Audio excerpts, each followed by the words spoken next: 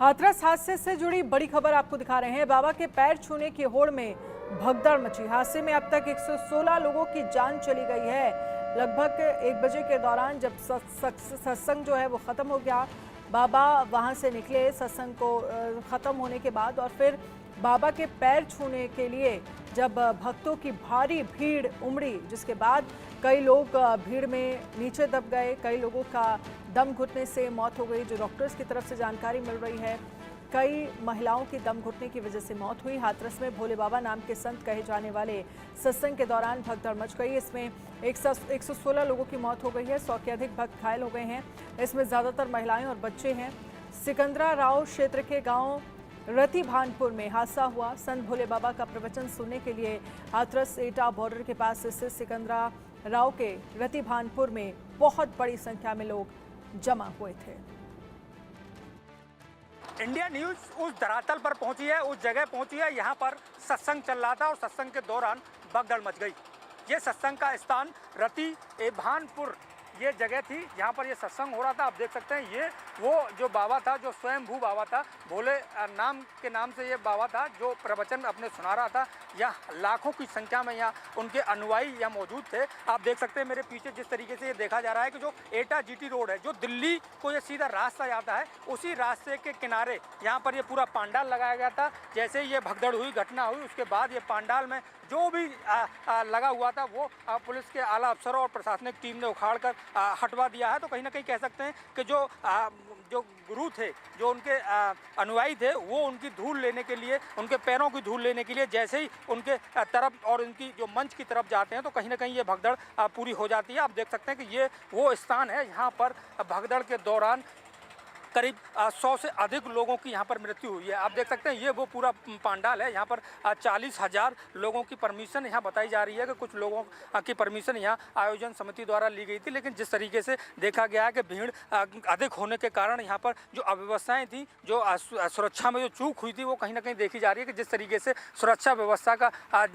व्यवस्था यहाँ रखनी चाहिए थी आयोजन समिति को। आप देख सकते हैं ये पूरा पांडाल है। यहाँ पर जो बांस बल्लियाँ जो लगी थी, वो बांस बल्लियाँ उखड़ चुकी हैं क्योंकि बारिश भी हुई है। तो कहीं ना कहीं ये पूरा उखाड़ने का पूरा काम किया है। यहाँ एक बड़ा मैदान है, यहाँ पर ये सीधे आप मेरे सामने देख रहे हैं कि जिस तरीके से ये पूरा मंच बनाया गया था, यहाँ पर जो बाबा था, जो स्वयंभू बाबा था, वो यहाँ पर प्रवचन सुना रहा था और लाखों की संख्या में यहाँ पर उनके अनुयायी उनके प्रवचन सुन रहे थे। तो कहीं ना कहीं उनके जाने के बाद, जो प्रवचन समाप्ति के बाद जब ये बाबा निकलते हैं, अपनी गाड़ी में सवार होकर निकलते हैं, तो लोग उनके पीछे दौड़ने लगते हैं और कहीं ना कहीं ये भगदड़ होती है और भगदड़ में करीब 125 से अधिक लोगों की मौत हो जाती है और कई लोग जो हैं वो घायल हो जाते हैं, जिनको उपचार के लिए प्रशासन लगातार अस्पताल में एडमिट करा रहा है। उनको वरिष्ठ चिकित्सकों की देखरेख में उनका इलाज जारी है। तो साफ तौर पे कह सकते हैं कि जिस तरीके से जो घटना हुई, उसके बाद तमाम जो सरकारी अमला है वो इस घटना स्थल पर पहुंचा है। यहाँ पर प्रमुख सचिव मनोज कुमार सिंह और जो डीजीपी है प्रशांत कुमार जी, वो यहाँ पर मौके पर पहुंचे। उन्होंने यहाँ पूरे घटना स्थल का निरीक्षण किया है।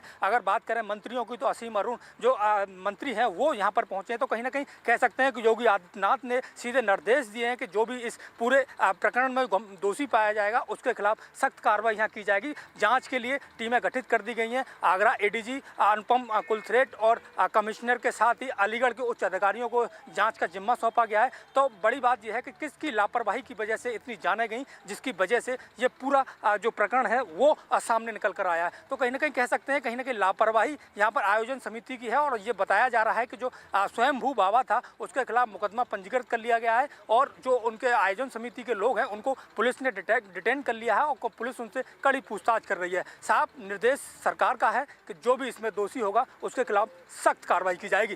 कैमरा पर्सन अंकुर के साथ मैं मनोज चाहर, इंडिया न्यूज, हाथरस। उसके बारे में आपको अवगत कराया है।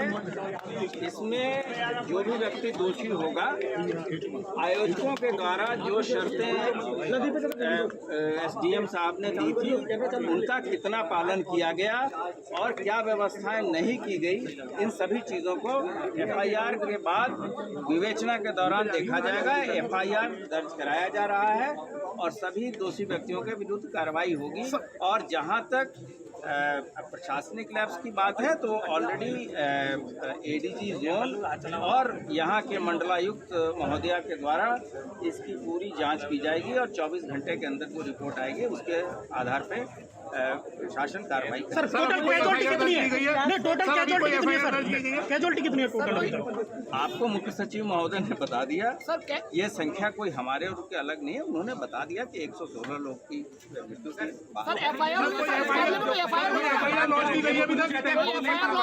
भोले बाबा गिरफ्त में होंगे पुलिस के।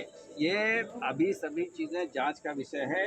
अभी हम तत्काल निष्कर्ष पे पहुंच के किसी भी चीज़ को जांच को इफेक्ट नहीं करना चाहते हैं। जांच का दायरा खुला है, जांच में जो भी तथ्य प्रकाश में आएंगे उसके आधार पर सर इस मामले में एफआईआर हुई है सर? कोई एफआईआर दर्ज की गई है कोई अभी तक? नहीं, वहाँ पर्याप्त बल लगा है। इस चीज़ का भी परीक्षण जो जांच कमेटी है करेगी। सर बातचीत करने के लिए अयोध्या से एसपी सांसद अवधेश प्रसाद हैं। सर हाथरस की जो घटना घटी है क्या कहेंगे? बहुत ही दर्दनाक है, बहुत दर्दनाक घटना है और दिल को दहलाने वाली घटना है।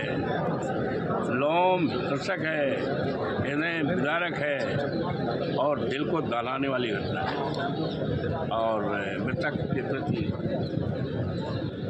हमारी संवेदना है, उनके परिवार वालों के प्रति।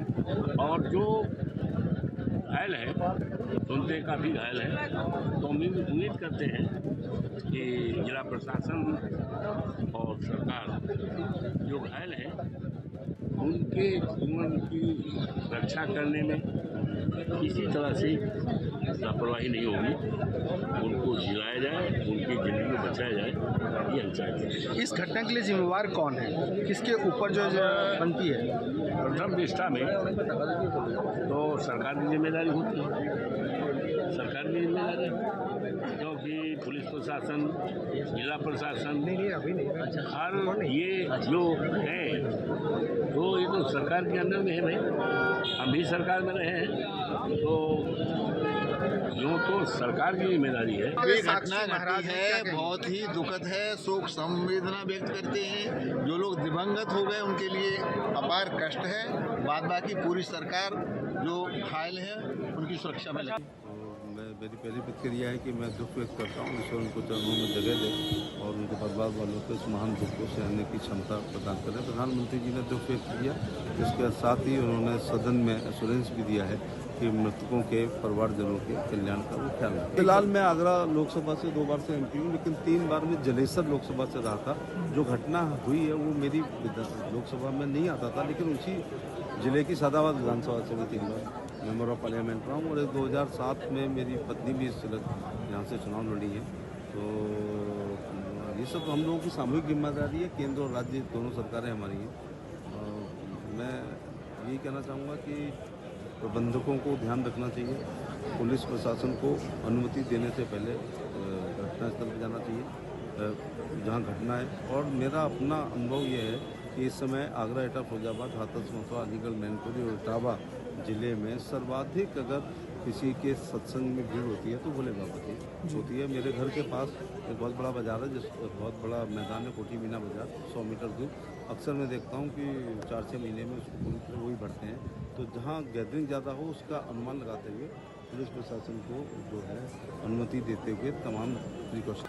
नहीं, राज्य सरकार से यही अपील करूँगी कि इस स्तर पे अगर आयोजन होते हैं तो उनकी तैयारी में सरकार को भी देखना चाहिए, तो उनकी सुरक्षा सुनिश्चित करनी चाहिए ऐसे योजनाओं को लेके।